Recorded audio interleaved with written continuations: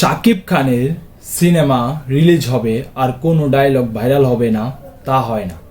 যেখানে বরবাদের একটি ডায়লগ ভাইরাল হয়েছিল ওই জিল্লু মাল দে, আর প্রিন্সের বেলায় একটি ডায়লগ ভাইরাল হলো সব শিয়াল কুকুর দেখি একসাথে হয়েছে।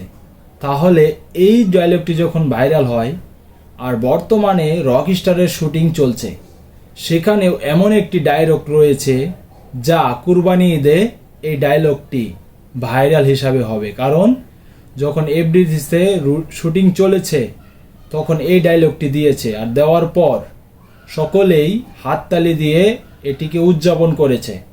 তাহলে রীতিমতো অবাক করার মতন তথ্য এফডিসি থেকে আসলো যে এই ডায়লগটি আসছে কুরবানি ঈদে কাঁপাতে। তাহলে এই রকস্টারের গল্পটা কীভাবে হবে?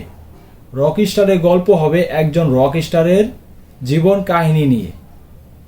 এর জন্য সাংবাদিক এমনকি পরিচালককে প্রশ্ন করেছিল, এমনকি সেটির উত্তর তিনি দিলেন যে এই রকমের গল্প নিয়ে এগিয়ে যাবে। এমনকি শাকিব খানের এই প্রথমবার বাংলাদেশে কোনো রকস্টার চরিত্র নিয়ে ছবি হচ্ছে।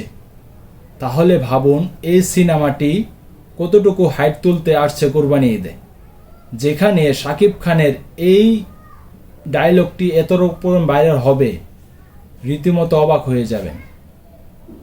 কারণ এখানে মেগাস্টার শাকিব খানকে এমন লুকেও আসবে যা আপনারা কখনোই দেখেননি। আপনার মতামত কি অবশ্যই কমেন্ট বক্সে কমেন্ট করে জানাবেন, আর ভিডিওটি বেশি বেশি শেয়ার করে দিবেন, সকলের মাঝে ছড়িয়ে দিবেন।